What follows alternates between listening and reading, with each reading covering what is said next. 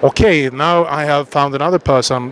Together this morning we also kicked off with a seminar together with the Minister of Aid in Sweden, and Eriksson. And to be honest, that was interesting discussion we had.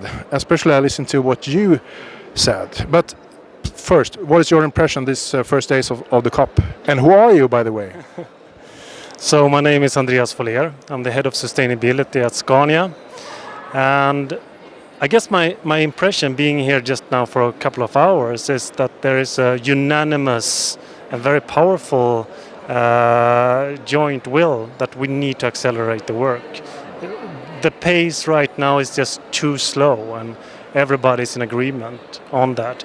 We just need to speed up this shift.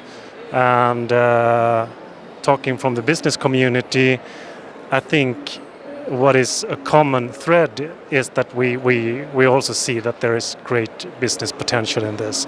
Businesses are not talking about cost. Businesses are talking about opportunities. And that is, I think, a powerful message to the politicians. I think that was very wise put. We say, I was interviewing two people in the Netherlands on Monday, and they say, please, it's time to act. And we try to act. So the question is, what do the politicians do? They must help us. They must make sure that we can do what we can contribute with. So the next question, what are you doing here? What is your message here at the COP? Our message is that our industry has the ability to meet the most ambitious climate targets. We can and we will change in the pace that is needed. The technology is there. There is no silver bullet. There will be a mix of renewable fuels, renewable electricity, electrified powertrains, battery electric, hydrogen, and really efficient internal combustion engines. But this is all in our plans. We have the technology ready, and the customers will pay for it because it's so much more efficient technology than the current technology. My message to the politicians is that make sure that the energy needed for the transport systems of the world is renewable, not fossils. I mean, the energy sector needs to decarbonize before the transport sector. We can't do magic. We can do a lot, but we can't do magic. So in order for us to decarbonize, we need the energy to be renewable. And that's our main message.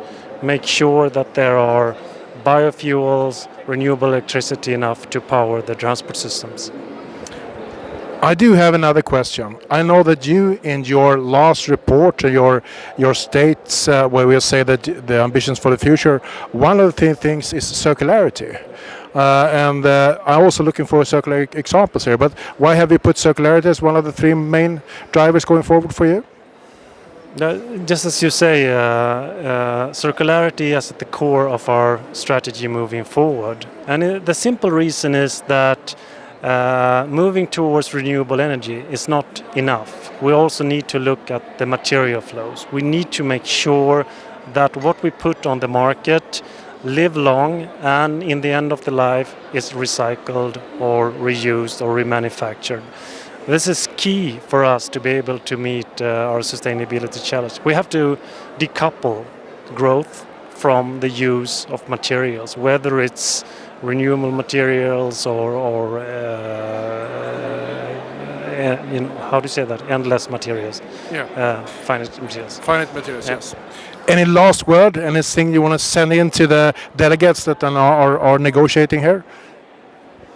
Well, I guess my most important message to the delegates is that look at the business community and be inspired by the business community and start shifting around the burdens. Start and see this as a great opportunity, as the pathway to a new kind of growth that is badly needed.